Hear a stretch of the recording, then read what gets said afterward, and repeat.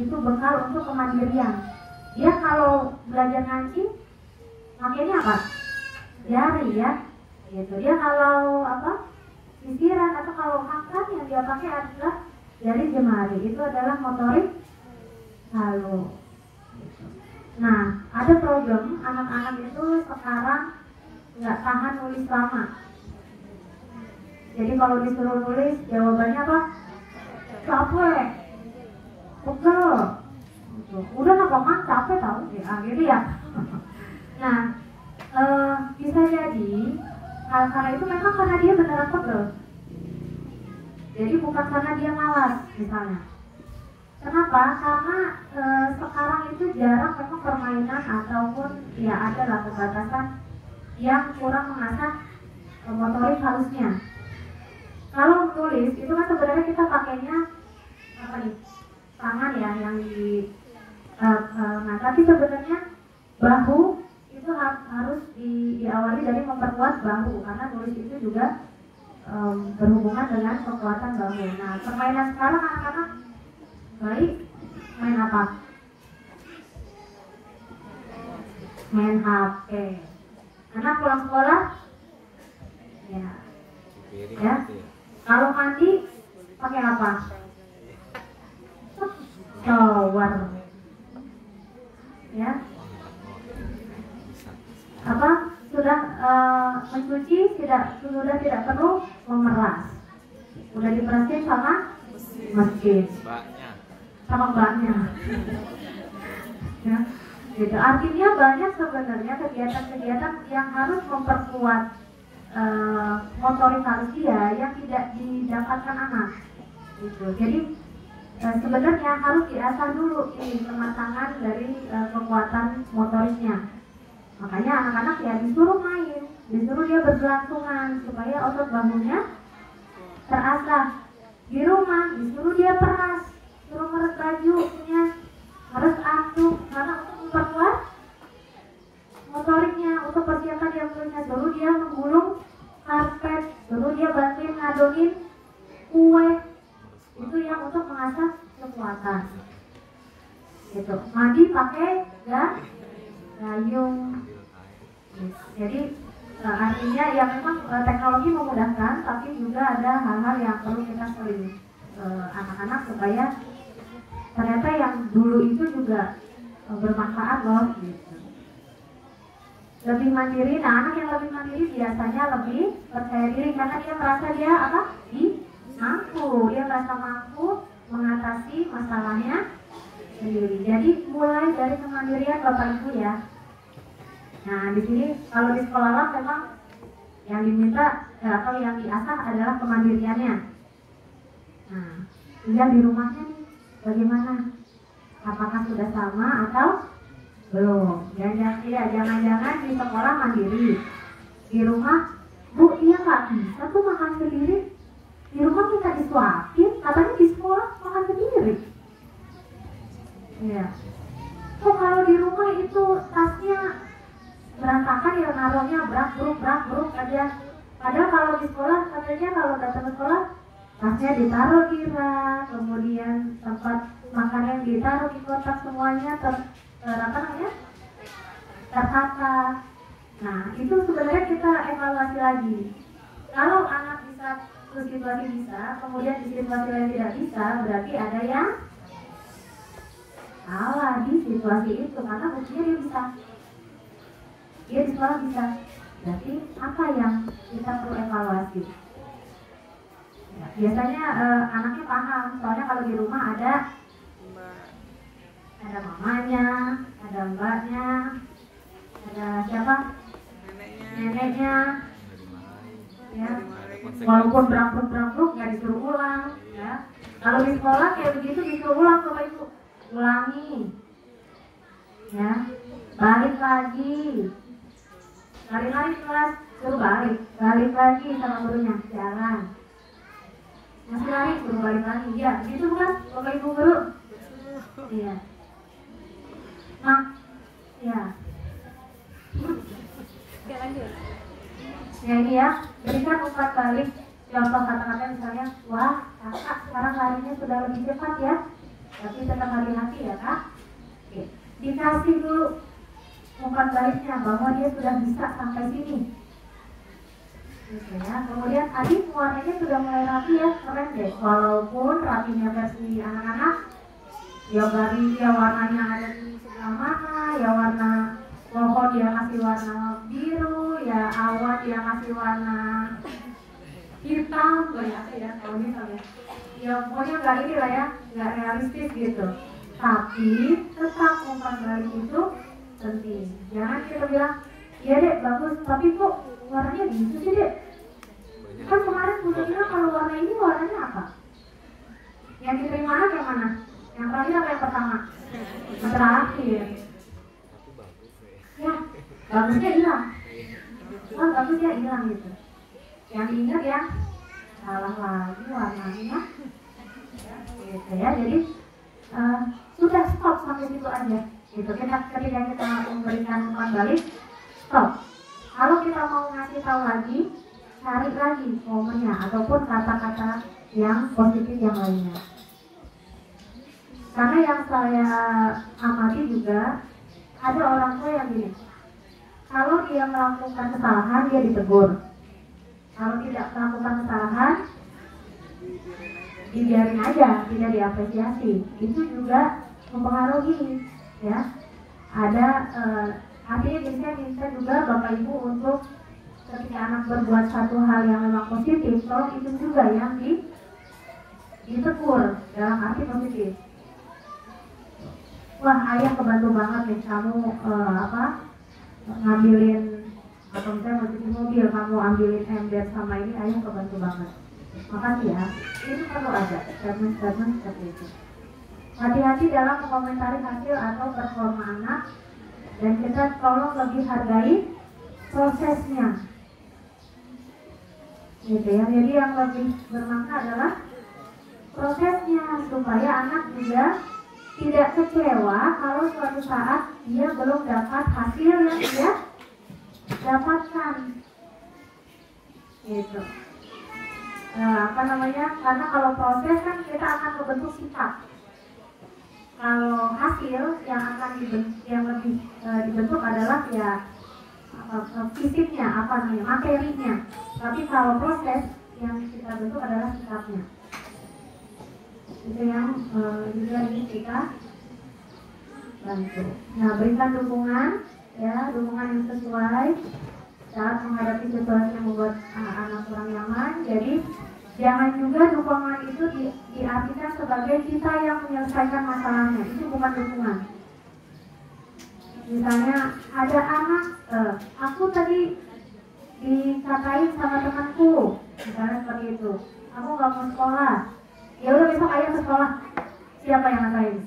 Nah, ayah yang menyelesaikan masalah. Nah itu anak juga tidak nanti anak akan merasa dia tidak mampu menyelesaikan masalahnya, kecuali kita mendampingi apa yang kamu butuhkan dari ayah.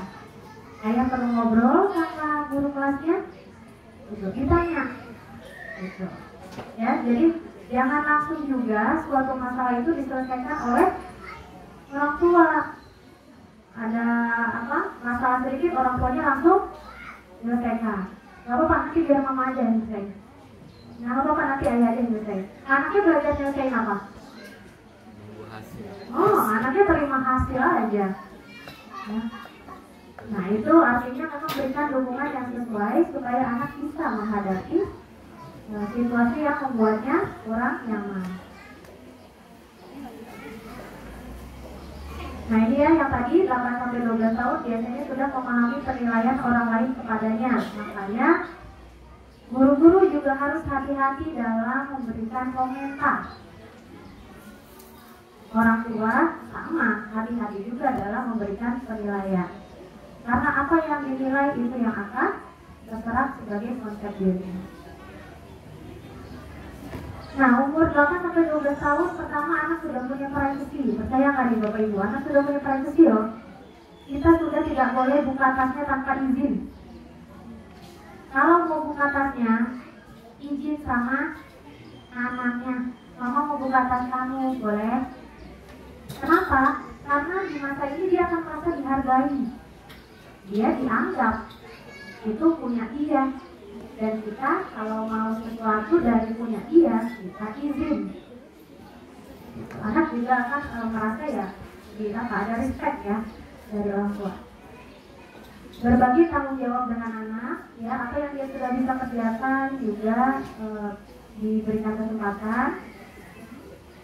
Umpan balik lagi menjadi hal yang penting, fokus pada kelebihan anak, namun tetap membantu anak mengatasi kekurangannya secara bertahap.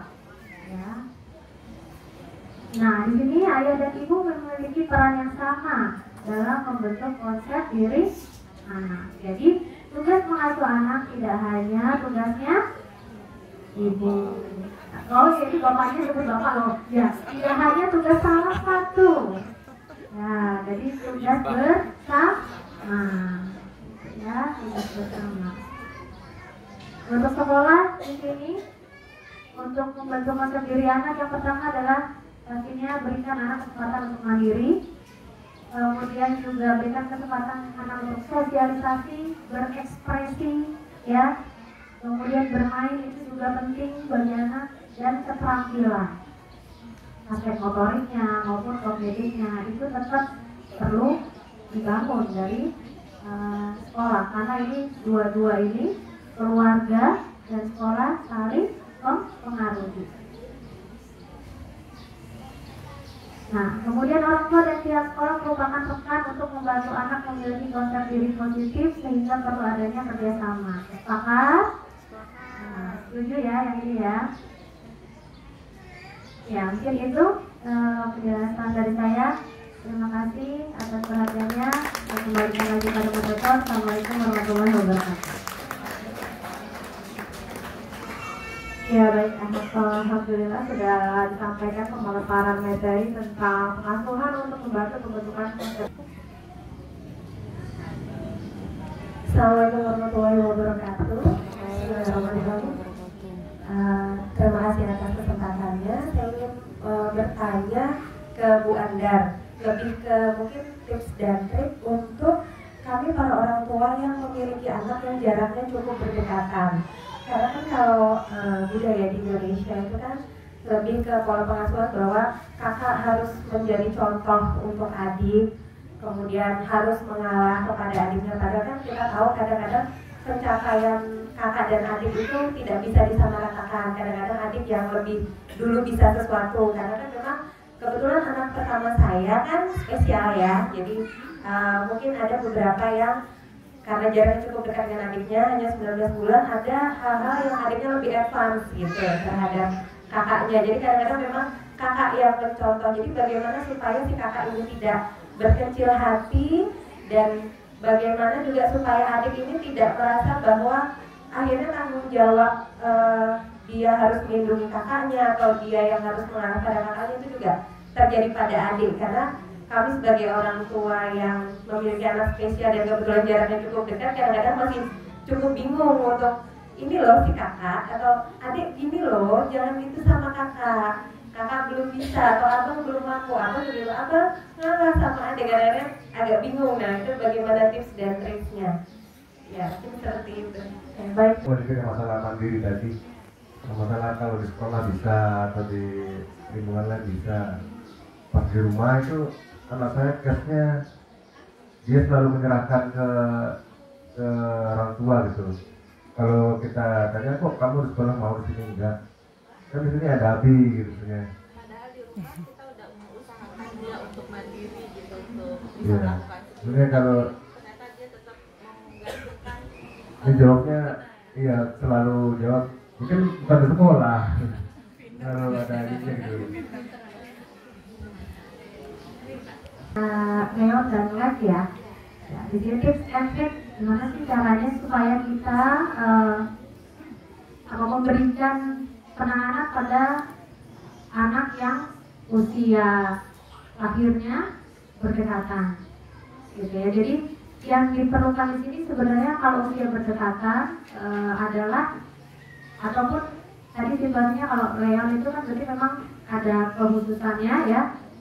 Yang penting adalah netralisir Bu.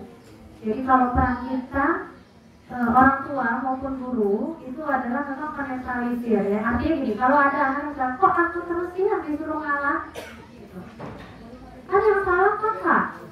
Kenapa aku yang disuruh ngalah? Atau kan yang salah adik? Kenapa aku yang disuruh ngalah? Gitu. Jadi artinya memang menetralisir dengan memberitahukan kondisi-kondisi yang ada. Sebenarnya yang ibu lakukan juga sudah betul ya, dengan menjelaskan kakak sedang belajar mengerjakan yang itu deh. Nah, adik kalau mau bantu kakak boleh. Adik bantunya sampai sini aja, selebihnya nanti kakak bisa sendiri. Gitu. Jadi si adik juga bisa dilibatkan untuk membantu membantu kakak, tapi kakaknya juga tidak merasa dia tidak bisa karena dia masih dikasih kesempatan untuk menyelesaikan tugasnya. Gitu. Jadi dibagi ya, ada pembagian seperti itu. Adik, kakak memang belum bisa yang ini, tapi kalau adik mau bantu, boleh sampai sini saja, selebihnya nanti kakak selesaikan. Gitu. Jadi ada si adik juga dia tetap tahu bahwa kakaknya bisa menyelesaikan.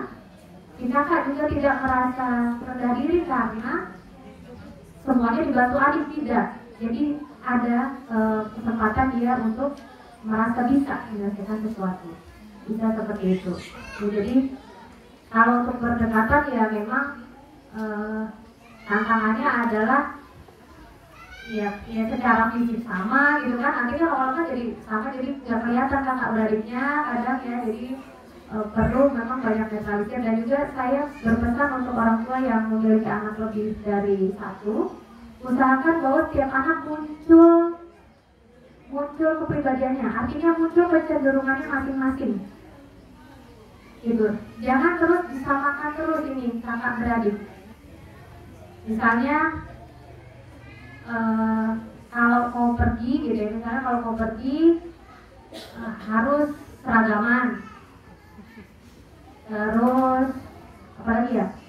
Kalau beli mainan harus sama. Gitu. Atau pokoknya kesamaan itu ya. Jadi kalau memang akan lebih baik kalau muncul, beda nggak apa-apa.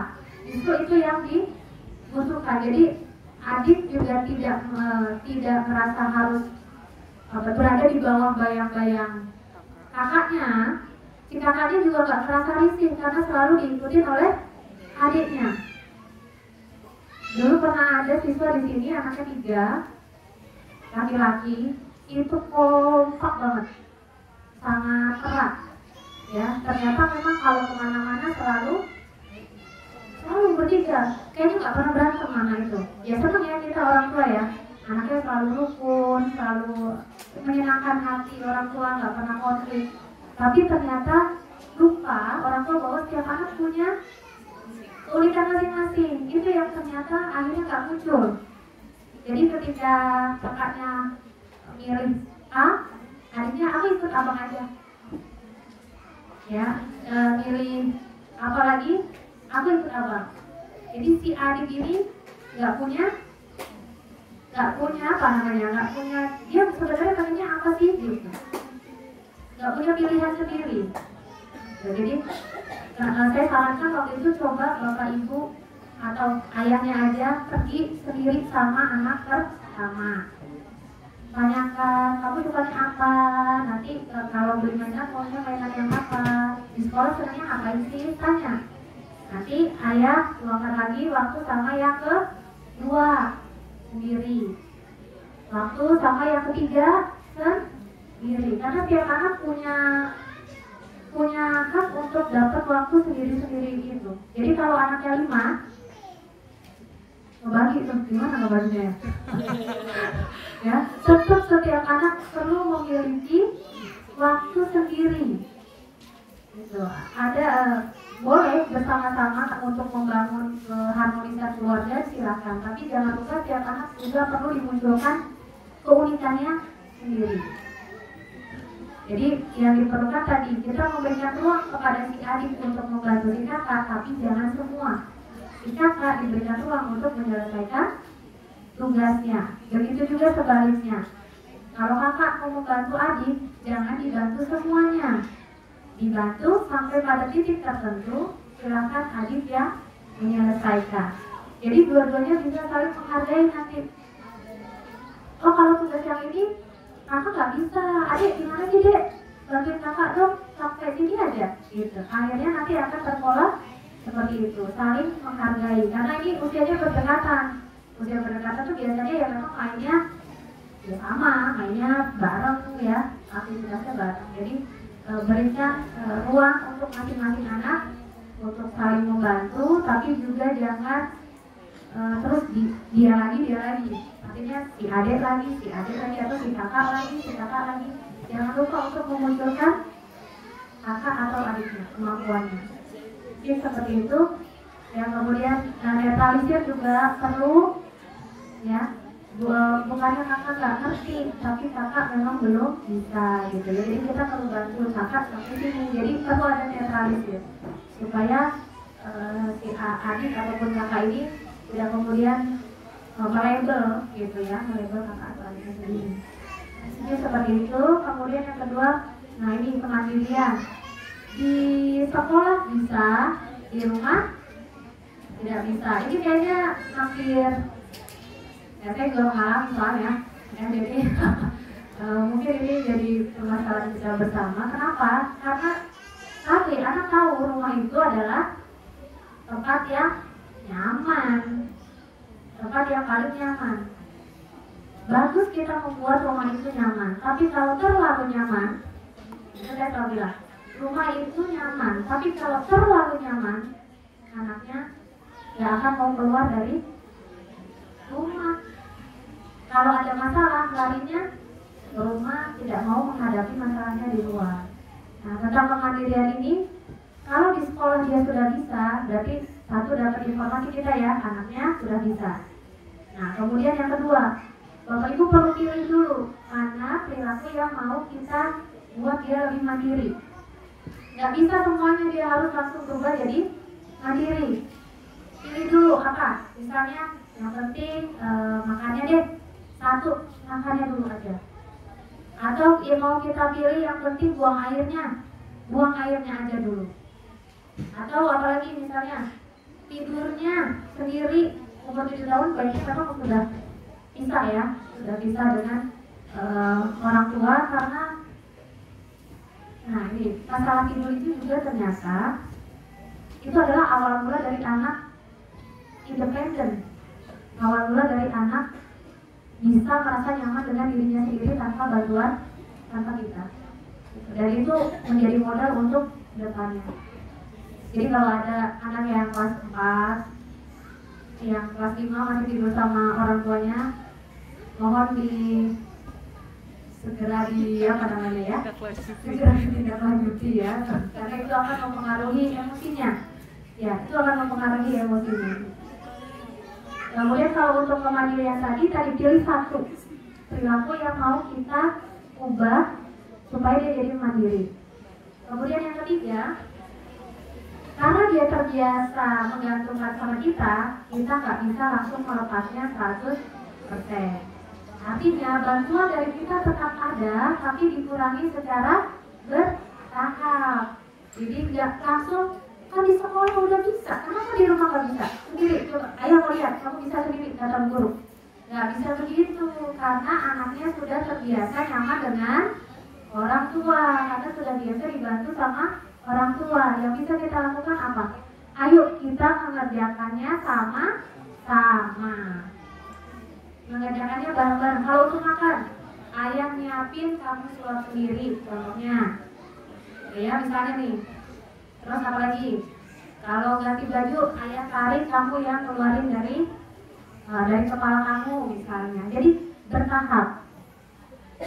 Karena kalau juga dia harus langsung berubah, saya khawatirnya yang tadi unconditionalnya nggak dapat. Gitu. Dia akan disayang kalau dia bisa mandiri seperti di sekolah. Nanti ada perasaan seperti itu. Jadi, ayo sama-sama.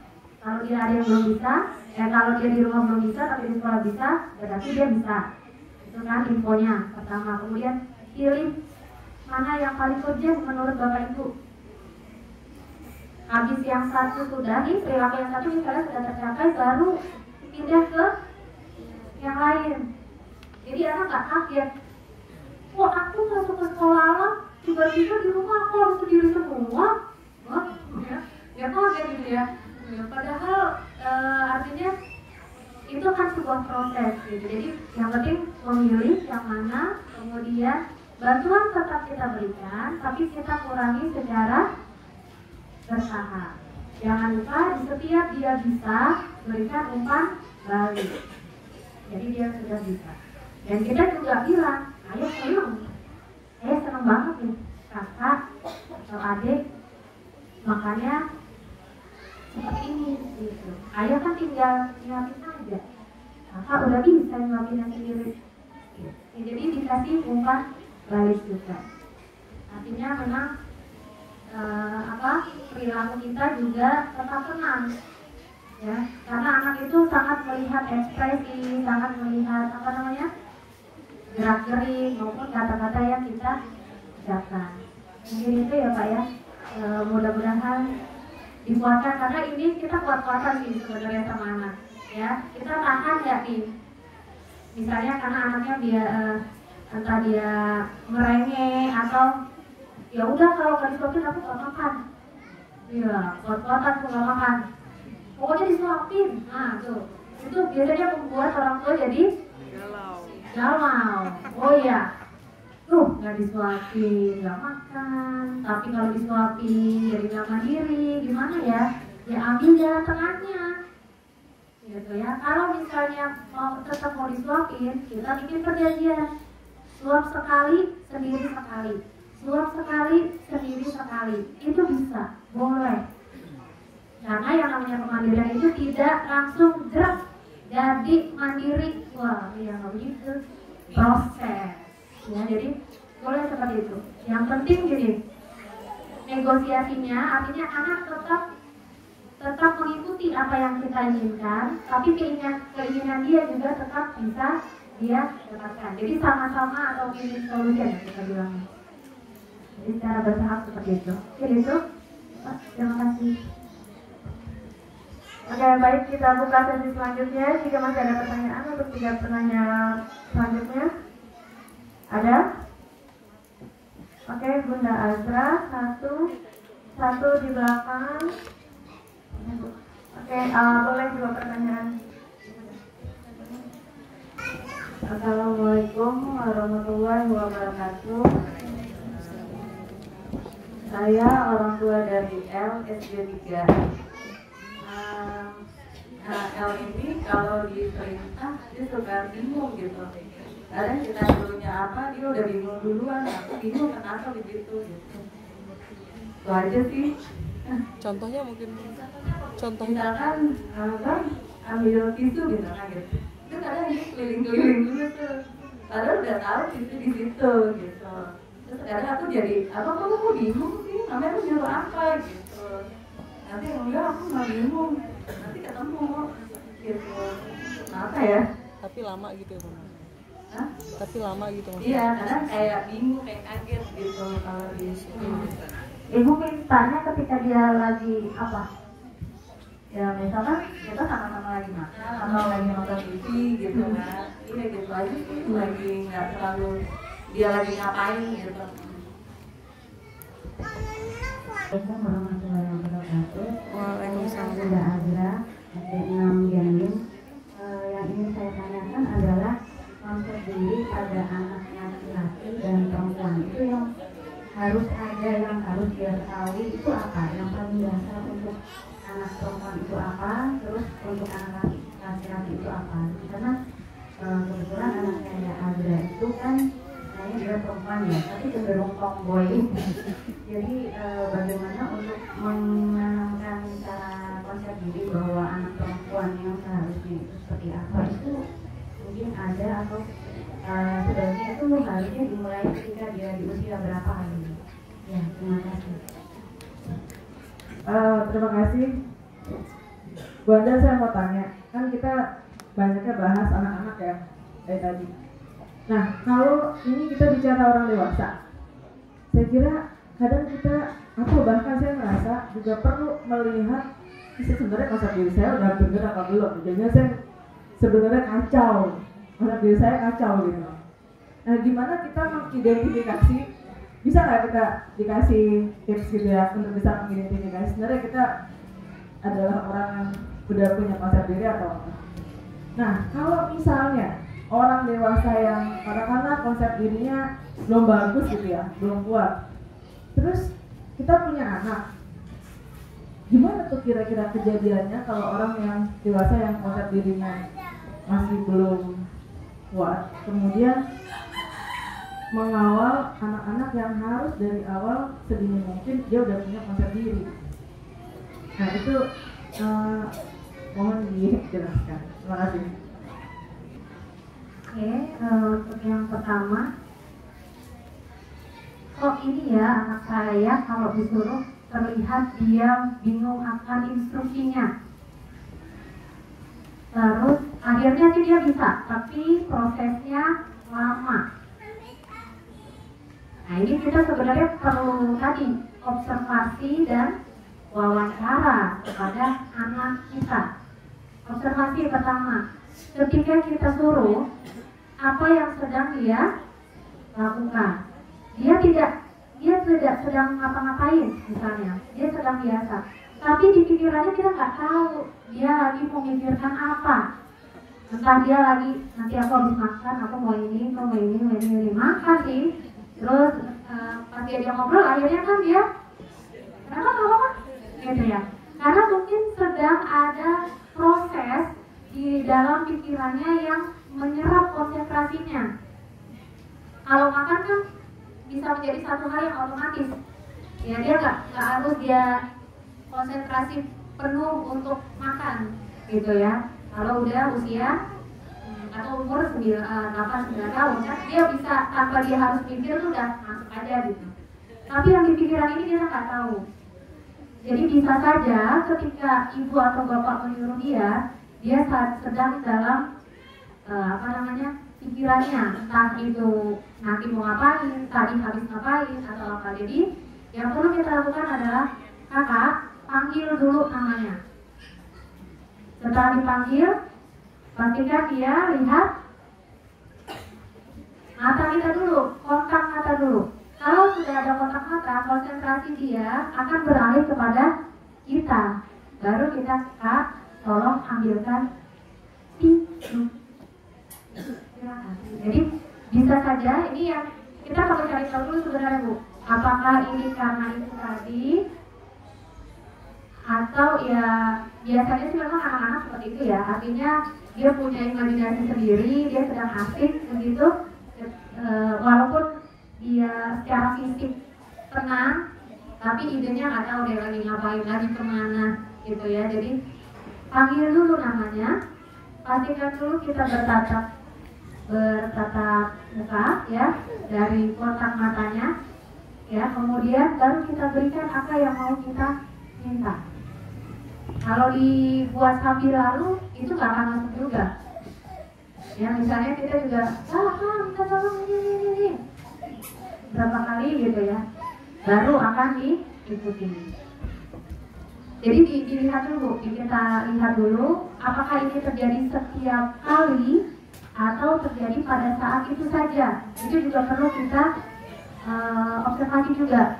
Kalau itu terjadi setiap kali, nah itu kita juga perlu ini ya, perlu aware apa yang terjadi gitu. Kalau terjadinya setiap kali, setiap waktu. Tapi kalau itu terjadinya sesekali ataupun di saat-saat tertentu, ya mungkin ada hal yang memang sedang dia pikirkan atau sedang mengganggu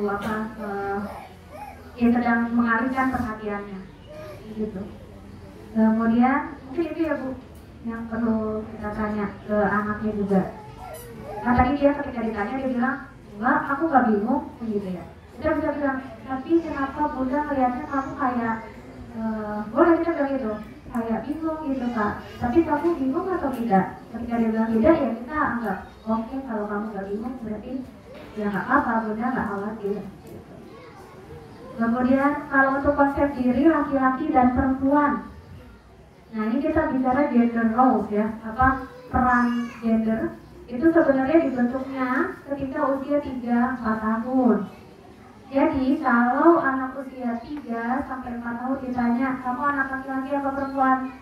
Perempuan. Kamu anak laki-laki apa perempuan? Laki-laki. Dia sudah bisa mengidentifikasi dirinya laki atau perempuan. Sebenarnya kita sudah mulai tenang. Itu karena dia sudah tahu dia laki atau perempuan. Ya. Tapi kalau misalnya umur segitu ada anak laki-laki dia mencoba baju perempuan, bertindak seperti perempuan, kemudian dia mengidentifikasi bahwa dia perempuan. Nah itu kita perlu masukkan netralisir lagi bedanya laki-laki dan perempuan. Gak usah langsung panik karena umur segitu memang dia lagi proses identifikasi. Yang perlu kita lakukan adalah netralisir dan mengembalikan ke identitas dia gitu ya. Nah kemudian kalau untuk laki-laki dan perempuan dia harus bagaimana. Nah ini sebenarnya kita melihat lagi ke norma sosial gitu ya, sejauh mana kita tinggal di Indonesia gitu. Kemudian norma-norma sosial untuk perempuan seperti apa, norma seperti untuk laki-laki seperti apa. Tapi juga jangan terlalu dibatasi gitu ya. Jadi anak perempuan harus begini, anak laki-laki harus begini. Itu bukan menjadi kesadaran dia untuk berperilaku seperti gendernya, tapi akan menjadikan dia dituntut oleh perannya. Jadi kalau masih sekarang, yang penting kalau ada anak tomboy itu dia tahu dia perempuan, gitu ya. Kemudian dia paham bahwa perempuan ada aurat yang perlu ditutupi. Kemudian dia juga paham kalau perempuan ada istilahnya ada aturan-aturan di sosial ataupun di dalam agama, dia masih bisa paham, nggak perlu khawatir. Itu gaya aja kalau untuk tomboy. Jadi dia gayanya, bukan identifikasi dirinya. Dia senang dengan gaya tomboy karena biasanya perempuan kalau yang tomboy itu senang dengan hal yang simpel, nggak suka yang ribet-ribet ya. Juga ada guru tomboy ya nggak guru? Ada.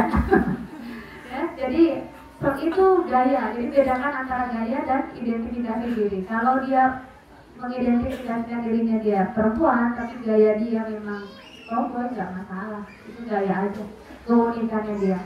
Laki-laki juga seperti itu. Ada laki-laki yang ini apa bahasanya sih? Kemayu ada ya.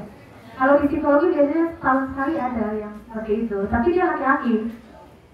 Maksudnya dia mengidentifikasikan dia laki-laki. Cuma memang kayak gini, rambutnya lurus, klimis, rapi.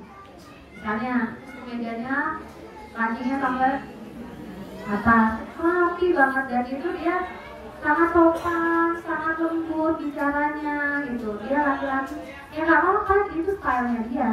Tapi identifikasi dirinya dia adalah laki-laki. Kan kita tadi bicaranya identifikasi diri ya, identifikasi konsep diri sebagai laki-laki dan perempuan. Berbeda nanti kalau orientasi yang lain. Jadi selama dia mengidentifikasikan dirinya sebagai perempuan, yang style itu nggak apa. Kalau ibu sama ayah mau memperkenalkan dia gaya yang lain, silahkan.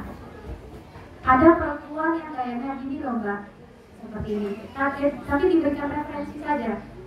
Ada macam-macam, yang ada yang jilbabnya modelnya begini, ada yang rok atau gamis yang model seperti ini. Diberikan referensi. Nanti biarkan dia memilih mana yang nyaman buat dia. Ini seperti itu, Bun, ya. Kemudian yang terakhir, nah untuk orang dewasa, jangan-jangan konsep diri kita nggak bagus juga nih, gimana kita ke anak kita ya, gitu. Ya. Kalau untuk dewasa, kalau orang dewasa itu dia sudah bisa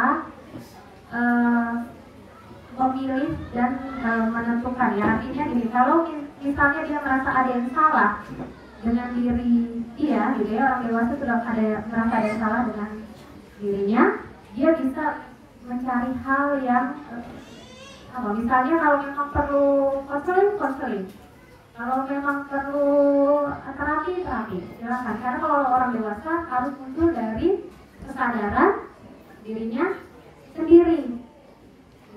Jangan disangka kalau konseling sama terapi cuma buat yang masalahnya parah gitu, enggak gitu ya. Konseling itu untuk dewasa bisa hanya sekedar untuk membantu kita merefleksikan diri kita. Kemudian biasanya kalau psikolog dewasa itu membantu untuk biasanya kita belum tertata, nanti dibantu ini dulu bu, ini dulu ya, dibantu untuk menata sebenarnya. Jadi bukan untuk kalau orang dewasa sih dari dia ya, dari individunya sendiri gitu. Nah kalau bagaimana ke anak?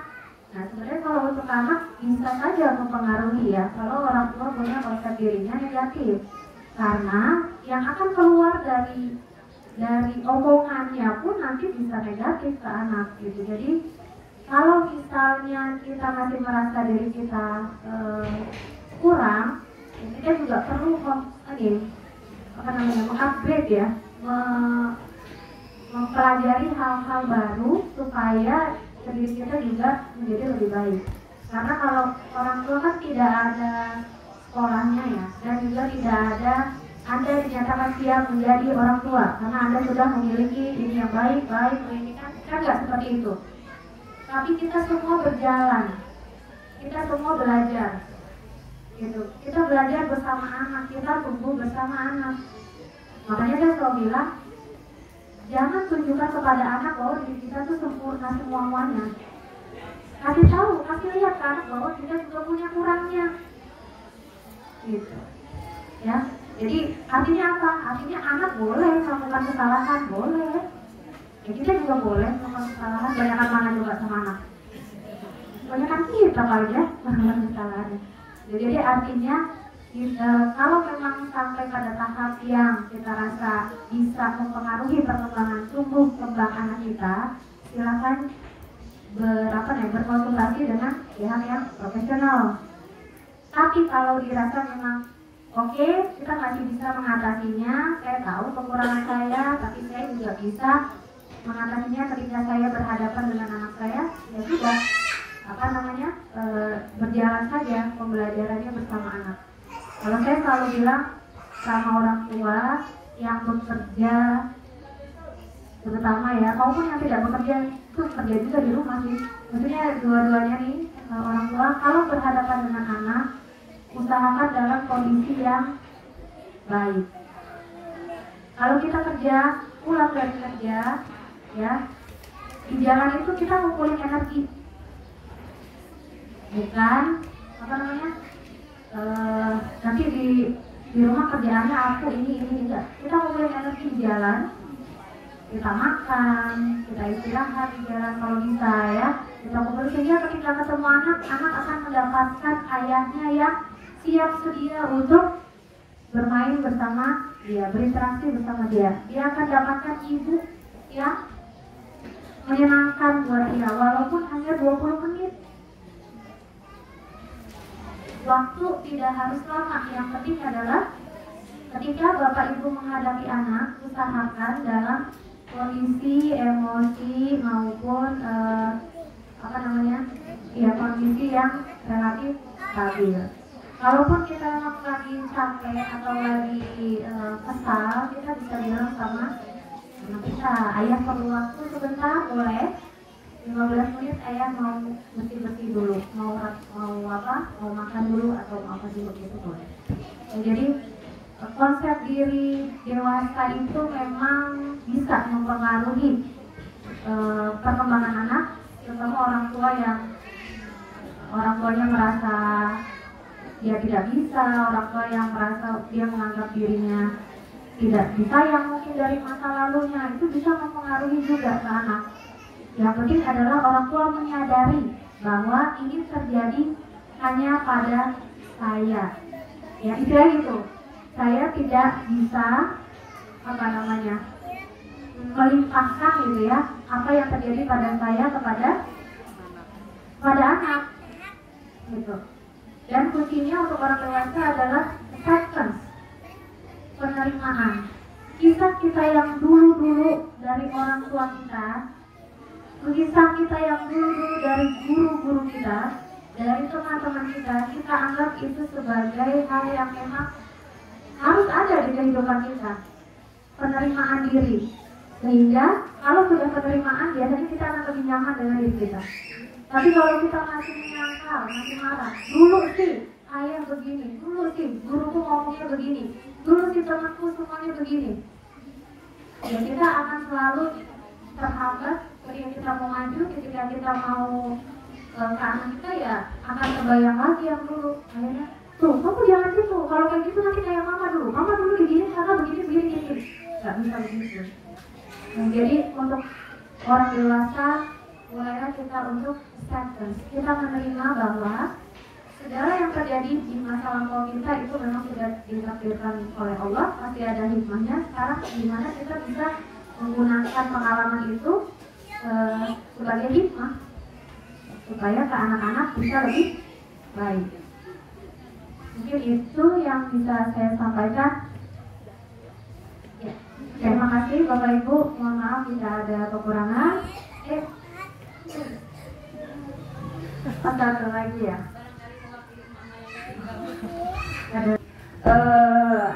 Assalamualaikum warahmatullahi wabarakatuh. Saya Siti Anissa, mamahnya Aini yang baru keluar kelas 6 sama Amora yang masih kelas 4. Ini Bu, sebenarnya kita nengokin anak yang lagi mondok itu bagaimana? Bisa sebulan sekali atau apa? Karena saya mendengarkan dari teman-teman yang kebetulan yang mondok, sama ada yang pertama kali itu ada yang dijenguk bisa tiap minggu, ada yang 40 hari kayak lahiran baru boleh dijenguk, ada yang sebulan.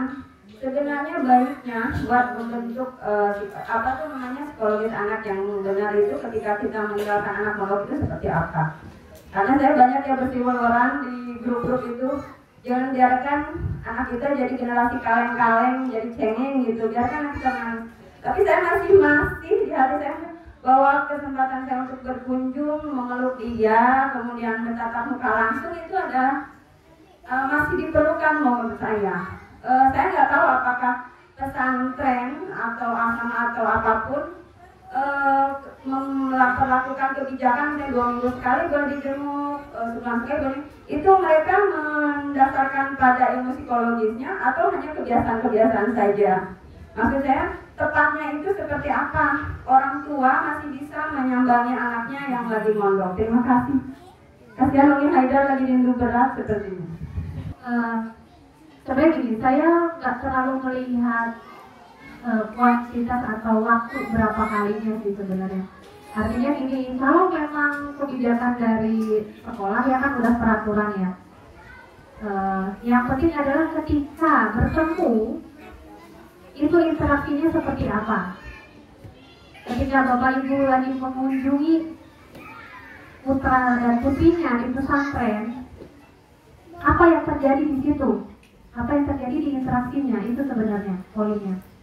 Apakah ketika pertemuan kemudian ya memeluk ya peluk lalu anaknya peluk lah ya, kalau nggak ketemu lagi ya peluk, anaknya juga pasti kangen gitu. Cuman anak berusaha tegar, itu yang juga kita tunjukkan.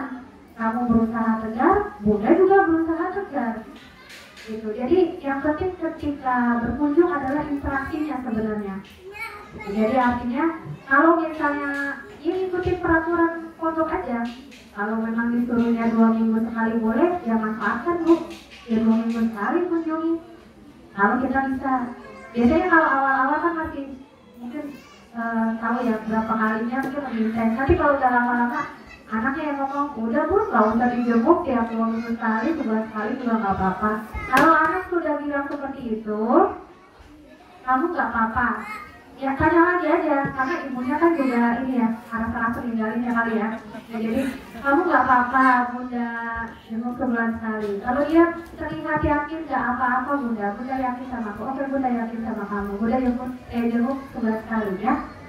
Tapi kalau awal-awal gini mau jenguk berapa kali, 2 minggu sekali atau 3 minggu sekali, selama masih diperbolehkan menurut saya lakukan saja. Yang penting adalah ketika ketemu interaksinya seperti apa.